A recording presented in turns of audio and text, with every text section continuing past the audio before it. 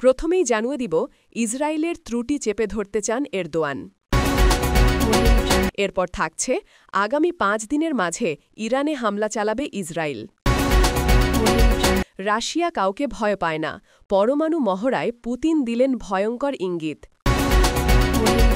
সর্বশেষ থাকছে Europe কাঁপাচ্ছেন Vladimir Putin.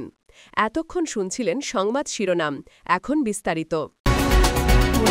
তুরস্কের প্রেসিডেন্ট রেসেপ তাইয়িপ এরদোয়ান মঙ্গলবার আন্তর্জাতিক সম্প্রদায়ের প্রতি আহ্বান জানিয়েছেন যাতে তারা ইসরায়েলের বিরুদ্ধে কঠোর অবস্থান নেবে এবং গাজায় যুদ্ধবিরতি লঙ্ঘনের জন্য তাকে জবাবদিহির মুখে আনা হবে। তিনি যুক্তরাষ্ট্রসহ অন্যান্য দেশের ওপর চাপ বাড়াতে বলেছেন, প্রয়োজনে নিষেধাজ্ঞা আর অস্ত্র বিক্রয় স্থগিত করা পর্যন্ত। এরদোয়ান বলেন, গাজার যুদ্ধবিরতি চুক্তি লঙ্ঘনের ঘটনা বারবার ঘটছে এবং আন্তর্জাতিক সম্প্রদায় যদি ইতিবাচক পদক্ষেপ না নেয় তবে পরিস্থিতি আরও খারাপ হবে। তিনি আবারও ইসরায়েলের ওপর জবাবদিহি চাপিয়ে দেওয়ার প্রয়োজনীয়তার দিকে জোর দিয়েছেন এবং জোর দিয়েছেন যে হামাস এখন পর্যন্ত যুদ্ধবিরতি বজায় রেখেছে বলে তুরস্কের দৃষ্টিভঙ্গি। প্রেসিডেন্টের এই অবস্থানকে তুরস্ক কূটনৈতিকভাবে ও ব্যবস্থাগতভাবে সমর্থন দেবার ইঙ্গিতও দিয়েছেন। তিনি জানিয়েছেন যে তুরস্ক গাজা পুনর্গঠন ও নিরাপত্তা কাজে অংশ নিতে প্রস্তুত, অর্থসহ সামরিক বা নাগরিক পর্যায়ে ভূমিকা নেওয়ার কথা বলছেন। যদিও ইসরায়েল সেরকম আন্তর্জাতিক দায়দায়িত্বপূর্ণ কোনো নিকটস্থ নিরাপত্তা বাহিনী গৃহীত হতে রাজি নাও হতে পারে। এর আগে এরদোয়ান বারবার ইসরায়েলের কঠোর সমালোচনা করে আসছেন। তিনি অপ্রসাদের ঘটনাগুলোকে যুদ্ধাপরাধ বা জাতিগত নিধন আখ্যা দিয়েছেন এবং ইতিহাস ও মানবতার সামনে দায়ী রাখার ভাষায় সতর্ক করেছেন। গত কয়েক মাসে তুরস্ক ইতিমধ্যে ইসরায়েল সংক্রান্ত কূটনৈতিক ও বাণিজ্যিক সীমাবদ্ধতা বাড়িয়েছে, সরকারিভাবে বিমান আকাশপথ বন্ধ এবং বিশেষ ধরনের বাণিজ্য ওপেনিংয়ে বিধিনিষেধ আরোপ সহ। বিশ্লেষকরা বলছেন, এরদোয়ানের কঠোর কণ্ঠ কেবল কূটনৈতিক ব্যাপারই নয়, এটি মধ্যপ্রাচ্যে তুরস্কের রাজনৈতিক অবস্থান ও রূপকল্পকে প্রতিফলিত করছে, বিশেষত গাজা সংকটের প্রসঙ্গে। গত কয়েক মাসে তুরস্কের এবং ইসরায়েলের কূটনৈতিক সম্পর্ক আরও তীক্ষ্ণ হয়েছে। দুই দেশের মধ্যে আঞ্চলিক নিরাপত্তা, সিরিয়া নীতি সহ নানা ইস্যুতে মতভেদের পরিমাণ বেড়েছে। তুরস্ক এবং আন্তর্জাতিক অ্যাক্টর্স, বিশেষত যুক্তরাষ্ট্র, এর মধ্যকার কূটনৈতিক সমন্বয় এবং ইসরায়েলের প্রতিক্রিয়া ভবিষ্যতে গাজায় যুদ্ধবিরতি বাস্তবায়ন ও মানবিক সহায়তা পৌঁছে দেওয়ার ওপর বড় প্রভাব ফেলবে বলে আশা করা হচ্ছে। এরদোয়ানের আহ্বানকে ঘিরে আগামী দিনগুলোতে কূটনৈতিক চাপে নতুন মোড় আসতে পারে। এরপর জানবেন মধ্যপ্রাচ্যে নতুন করে উত্তেজনা ছড়াচ্ছে।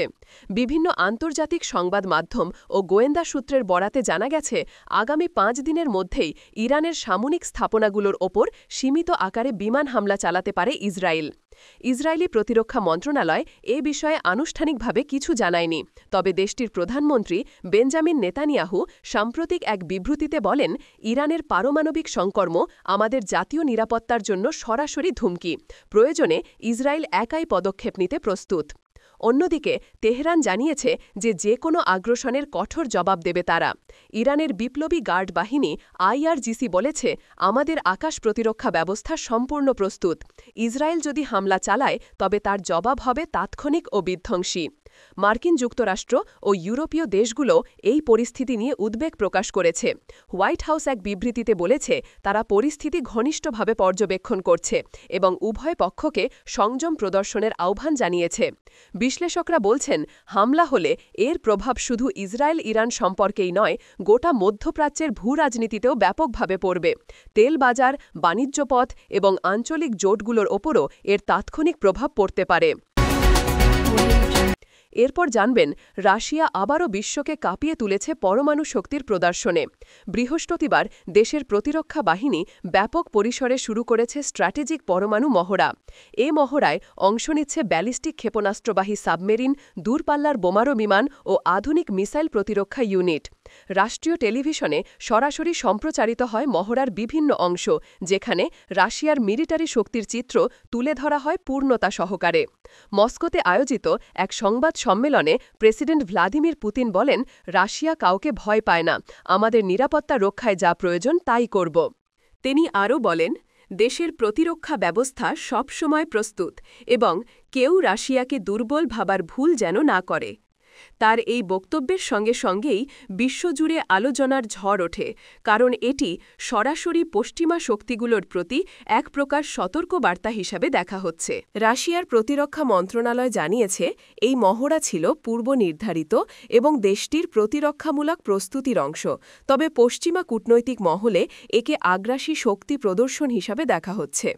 বিভিন্ন আন্তর্জাতিক গণমাধ্যমে বলা হচ্ছে, এটি ইউক্রেন যুদ্ধ ও ন্যাটোর টানাপোড়েনের প্রেক্ষাপটে রাশিয়ার এক ধরনের রাজনৈতিক বার্তা।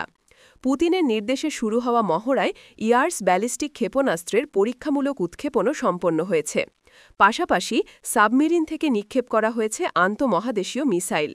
এসব কর্মকাণ্ডে রাশিয়ার সামরিক বাহিনীর সর্বোচ্চ প্রস্তুতি ও প্রযুক্তিগত সক্ষমতা তুলে ধরতে চায় ক্রেমলিন। দেশটির রাষ্ট্রীয় সংবাদ সংস্থা জানিয়েছে, মহড়ার উদ্দেশ্য হল রাশিয়ার প্রতিরক্ষা ব্যবস্থার সমন্বয় ও প্রতিক্রিয়া সক্ষমতা যাচাই করা। এদিকে রাজধানী মস্কো সহ দেশের বিভিন্ন শহরে নাগরিকদের মধ্যে মিশ্র প্রতিক্রিয়া দেখা গেছে। কেউ এই শক্তি প্রদর্শনকে জাতীয় গৌরব হিসাবে দেখছেন, আবার কেউ আশঙ্কা প্রকাশ করছেন এতে নতুন করে উত্তেজনা তৈরি হতে পারে বিশ্ব রাজনীতিতে। পুতিনের কঠোর ভাষা ও মহড়ার দৃশ্য একসঙ্গে প্রকাশ পাওয়ায় আন্তর্জাতিক অঙ্গনে নতুন করে শঙ্কা ছড়িয়েছে। পশ্চিমা বিশ্ব এখন রাশিয়ার পরবর্তী পদক্ষেপের দিকেই তাকিয়ে আছে। এরপর জানবেন, ইউরোপ জুড়ে নতুন করে উত্তেজনা ছড়িয়েছেন রাশিয়ার প্রেসিডেন্ট ভ্লাদিমির পুতিন। সম্প্রতি একের পর এক সামরিক ঘোষণা, পরমাণু মহড়া এবং সীমান্ত ঘেঁষে সেনা সমাবেশের মধ্য দিয়ে ইউরোপীয় দেশগুলোতে বাড়ছে অস্থিরতা ও শঙ্কা। ক্রেমলিনের সর্বশেষ বিবৃতিতে বলা হয়েছে, রাশিয়া জাতীয় নিরাপত্তা রক্ষার স্বার্থে যে কোনো পদক্ষেপ নিতে প্রস্তুত।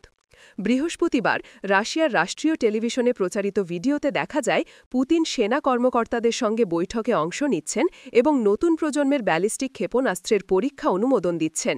তিনি বলেন, রাশিয়ার স্বার্থে কেউ হস্তক্ষেপ করলে তার জবাব হবে তীব্র ও তাৎক্ষণিক। তার এই মন্তব্যের পরপরই ইউরোপীয় রাজধানীগুলোতে নিরাপত্তা জোরদার করা হয়েছে। ন্যাটো সূত্র জানিয়েছে, রাশিয়ার এই তৎপরতা অপ্রত্যাশিত ও উদ্বেগজনক। পূর্ব ইউরোপের দেশগুলো বিশেষ সতর্কাবস্থায় রয়েছে, বিশেষ করে পোল্যান্ড, ফিনল্যান্ড ও বাল্টিক রাষ্ট্রগুলো। ইউক্রেন সীমান্তে নতুন করে রুশ ট্যাঙ্ক ও যুদ্ধবিমান মোতায়েনের খবরও প্রকাশ পেয়েছে আন্তর্জাতিক গণমাধ্যমে। ইউরোপীয় ইউনিয়নের পররাষ্ট্রনীতি প্রধান বলেছেন, রাশিয়ার আগ্রাসী পদক্ষেপ ইউরোপের স্থিতিশীলতাকে বিপন্ন করছে। তিনি আরও বলেন, ইউরোপীয় দেশগুলো শান্তিপূর্ণ সমাধান চাইলেও রাশিয়ার সামরিক তৎপরতা পরিস্থিতিকে আরও জটিল করে তুলছে। এদিকে মস্কোর অভ্যন্তরে রাশিয়ান জনগণের মধ্যে ভিন্ন মত দেখা যাচ্ছে। কেউ পুতিনের এই অবস্থানকে দেশের গৌরবের প্রতীক হিসাবে দেখছেন, আবার কেউ বলছেন এর ফলে আন্তর্জাতিক সম্পর্ক আরও খারাপ হতে পারে। তবে রাষ্ট্রীয় সংবাদ মাধ্যমগুলো দাবি করছে, পুতিনের নেতৃত্বেই রাশিয়া আবারও বৈশ্বিক শক্তির আসনে ফিরে আসছে বৈশ্বিক শক্তির আসনে। বর্তমানে ইউরোপ জুড়ে সামরিক নজরদারি জোরদার করা হয়েছে। ফ্রান্স, জার্মানি এবং যুক্তরাজ্য নিজেদের আকাশ প্রতিরক্ষা ব্যবস্থাকে উচ্চ সতর্ক অবস্থায় রেখেছে। অনেক বিশ্লেষক বলছেন, ইউরোপে এমন উত্তেজনা সাম্প্রতিক বছরগুলোতে দেখা যায়নি। পুতিনের সাম্প্রতিক কর্মকাণ্ড শুধু রাজনৈতিক নয়, সামরিক ক্ষেত্রেও বড় এক শক্তি প্রদর্শনের ইঙ্গিত দিচ্ছে। ফলে ইউরোপ জুড়ে এখন একটাই প্রশ্ন ঘুরপাক খাচ্ছে, পুতিনের পরবর্তী পদক্ষেপ কী।